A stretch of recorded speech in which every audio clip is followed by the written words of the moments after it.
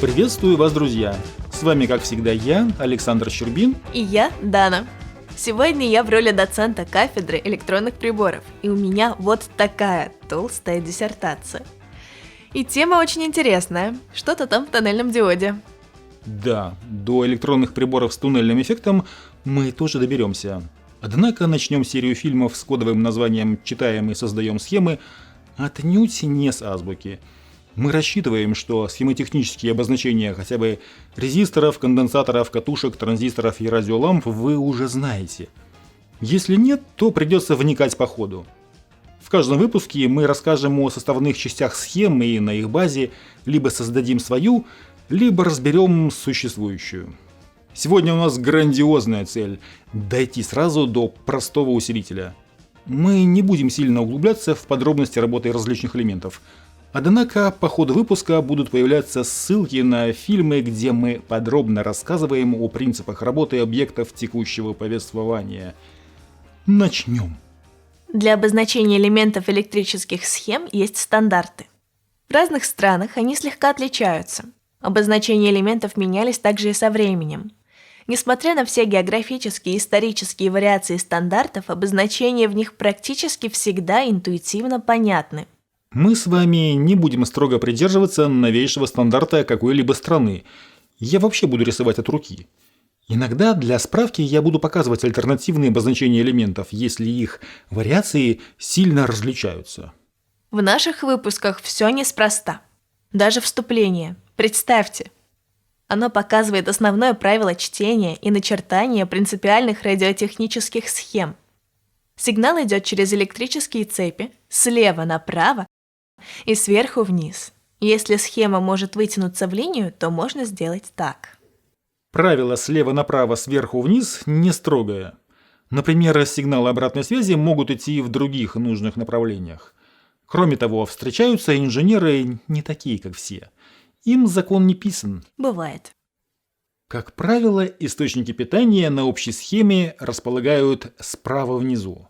Но если мы смотрим или рисуем схему блока питания отдельно от общей, то тоже используем правило слева направо, сверху вниз. Розетка 220 слева, выходные клеммы справа. Вот так может выглядеть блок-схема приемника, усилителя, арифметика логического устройства и других.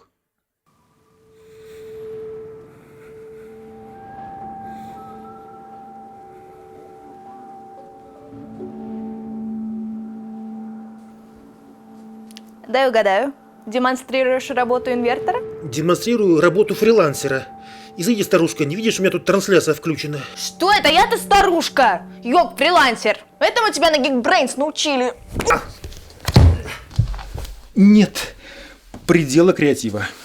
Друзья, серьезно, я работаю в режиме фрилансера больше 10 лет. Йогом?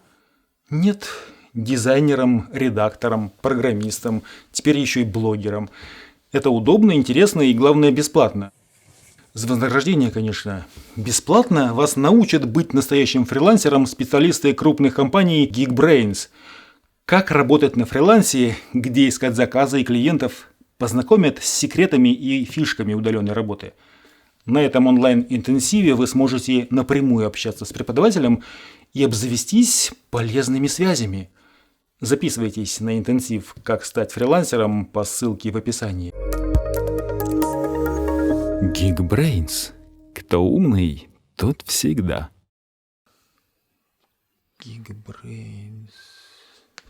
Базовыми блоками радиотехнических схем являются двухполюсники и четырехполюсники. Простейший двухполюсник – активное сопротивление, элемент резистор. Тут все ясно, законома школьная программа. Двухполюсников можно наградить очень большое количество. Обычно их используют в цепях, где нужны комплексные сопротивления с экзотическими частотными зависимостями. Например, в цепях частотозависимой обратной связи. Два резистора уже могут быть четырехполюсником. У него есть входные клеммы и выходные. Эта элементарная схема называется делителем напряжения. У четырехполюсников есть формальные параметры А, Y, Z и H. Через них можно вычислить входные и выходные токи и напряжения. Однако о теории четырехполюсников мы поговорим отдельно. Надо бы уже переходить к практическим схемам. Практически все они четырехполюсники. Начнем с линейных. Что такое линейные и нелинейные, я уже рассказывал. Делитель напряжения мы уже знаем. Заменяем один из элементов на реактивный элемент. Емкость. Железка называется конденсатор. Или индуктивность. Железка называется катушка или дроссель. И такие схемы уже превращаются в фильтры первого порядка. Порядок, как правило, определяется количеством реактивных элементов, но формально порядок фильтра определяется количеством полюсов и нулей его передаточной функции. Простейшие фильтры. Фильтр нижних частот пропускает частоты от нуля до частоты среза. Фильтр верхних частот пропускает от частоты среза до бесконечности. Полосовой фильтр пропускает от и до. Заградительный или режекторный фильтр подавляет какую-либо полосу частот. Теперь настала пора для электронных приборов. Основным усилительным электронным прибором является триод – трехэлектродный электронный прибор. Полупроводниковые триоды – транзисторы. Биполярные – полевые. Полевые транзисторы бывают также многозатворными. Затвор – это управляющий электрод транзистора. Обычно затворов либо один, либо два. Электровакуумный триод. По-простому – радиолампа. Бывают и многосеточные лампы, тетроды, пентоды, гептоды и другие. Дополнительные сетки в основном служат для компенсации динатронного эффекта и уменьшения влияния межэлектродных емкостей. По электрическим параметрам электровакуумный триод, тетрод, пентод и так далее, близок к полевому транзистору. Радиолампы в усилителях нынче в моде. Для начала мы рассмотрим усилительные каскады на биполярных транзисторах. В зависимости от типа проводимости полупроводников в структуре биполярного транзистора они бывают двух типов – ПНП и НПН. Кстати, первые транзисторы были на основе германия и имели структуру типа ПНП. Сегодня практически все транзисторы делают на основе кремния. Это одновременно более дешевый материал, и параметры транзистора получаются гораздо лучше, чем у германиевых. С помощью триода можно усиливать сигналы. Существует три базовых усилительных схемы. С общим эмиттером, с общей базой и с общим коллектором. Сейчас на этих схемах не показаны цепи установки режима работы транзистора. Какие же свойства этих трех схем включения транзистора? Каскад с общим эмиттером имеет большой коэффициент усиления по напряжению от десятков до пару тысяч раз. Этот усилитель инвертирует входной сигнал, то есть поворачивает фазу на 180 градусов. Входное сопротивление несколько килоом. Очень большое выходное сопротивление сотни килоом. Практически выходное сопротивление такого каскада равно величине сопротивления резисторов цепи коллектора. Каскад с общим эмиттером самый распространенный. Каскад с общей базой. Имеет практически такой же коэффициент усиления по напряжению, как и каскад с общим эмиттером. Ток не усиливает, сигнал не инвертирует. Входное сопротивление очень маленькое. Выходное очень большое. Каскады с общей базой в основном используют в высокочастотной схемотехнике из-за того, что паразитная емкость коллектор-база не участвует в отрицательной обратной связи, уменьшающей усиление на высоких частотах. К тому же эта схема более устойчива к самовозбуждению. Каскад с общим коллектором. Он имеет почти единичный коэффициент усиления по напряжению. Часто из-за этого эту схему называют эмиттерным повторителем. Коэффициент усиления по току большой. Каскад имеет большое входное сопротивление до мегаомов и маленькое выходное сопротивление единицы ом. Каскад с общим коллектором имеет очень хорошие линейные свойства, так как охвачен стопроцентной последовательной отрицательной обратной связью по напряжению. Схема с общим коллектором обычно используется для согласования каскадов по сопротивлению и в оконечных каскадах усилителей. Усилительные элементы в наших схемах можно заменить на электровакуумные приборы или полевые транзисторы. Тогда они будут называться каскад с общим катодом или с общим истоком, с общей сеткой или общим затвором, с общим анодом или с общим стоком. Свойства каскадов те же, что и у каскадов на биполярных транзисторов, за исключением высокого входного сопротивления у схем с общим катодом или с общим истоком, по сравнению с каскадом с общим эмиттером, у которого оно на пару порядков ниже.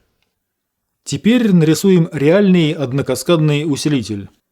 Такой можно использовать, например, в качестве микрофонного предварительного усилителя. Построим его на каскаде с общим эмиттером. Дорисуем резисторы, с помощью которых будем устанавливать рабочую точку. Это базовый делитель. Нам нужна будет более или менее приличная линейность и температурная стабильность.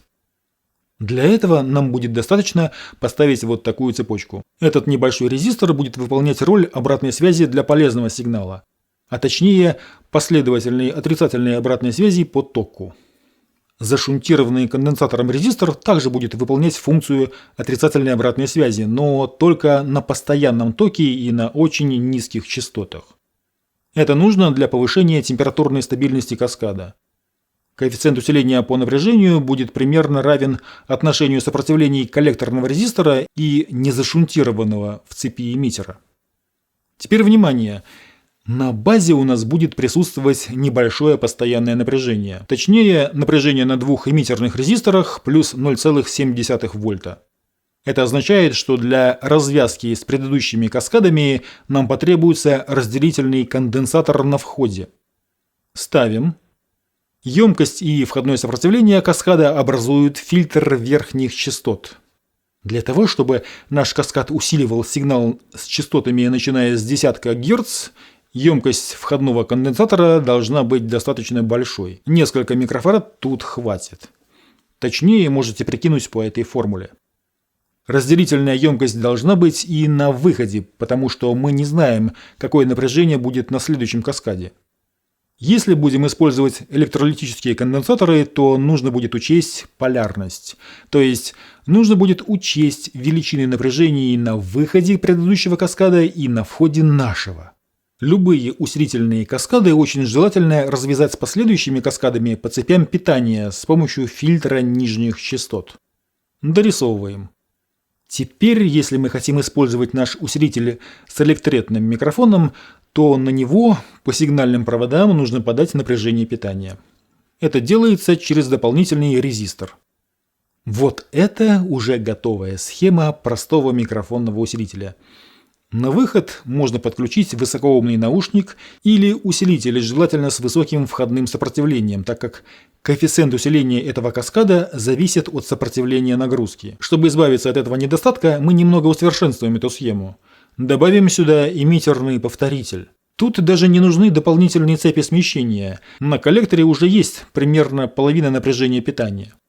Вот теперь у нас полноценный предварительный усилитель для микрофона. Некоторые любители используют подобные схемы и для усилителей мощности. Можно, однако это не очень рациональное решение. Для конечного усилителя у такой схемы масса недостатков. Это и высокие нелинейные искажения, маленький КПД и небольшая мощность. Эту схему можно сделать на лампе. Усилитель с общим катодом гораздо более линейен по сравнению с каскадом по схеме с общим эмиттером. Добавим сюда регулятор громкости, поставим лампу, например, 6P14P, и у нас уже вполне реальная схема усилителя. Такая схема имеет высокое входное сопротивление, КПД уже гораздо выше из-за согласования с помощью выходного трансформатора сопротивления и нагрузки и выходного. Выходная мощность около 2,5-3 Вт. Линейность гораздо лучше из-за удлиненной анодно-сеточной характеристики лампы и из-за небольшой отрицательной обратной связи, осуществленной с помощью резистора в цепи катода. Если обратная связь не нужна, то этот резистор нужно закоротить конденсатором с большой емкостью. Совсем убрать резистор нельзя, с его помощью устанавливается рабочая точка. Если захочется его убрать и немного увеличить тем самым мощность, то придется организовать дополнительный источник отрицательного напряжения смещения для сетки. Напряжение на дополнительные сетки устанавливаются по техническим условиям лампы. Для питания нужно постоянное анодное напряжение порядка 250-350 вольт. И напряжение любой формы с эффективным значением 6,3 вольта для подачи его на подогреватель. Обычно используют переменные 50 Гц от дополнительной обмотки силового трансформатора. Друзья, если вам что-то непонятно, то смело задавайте ваши вопросы в комментариях. В следующем выпуске мы рассмотрим схемы установки рабочих точек каскадов, Источники тока, дифференциальный усилитель и спроектируем усилитель посложнее. А на сегодня все. С вами была Дана и Александр Щербин. Познавайте мир. Пока! Пока!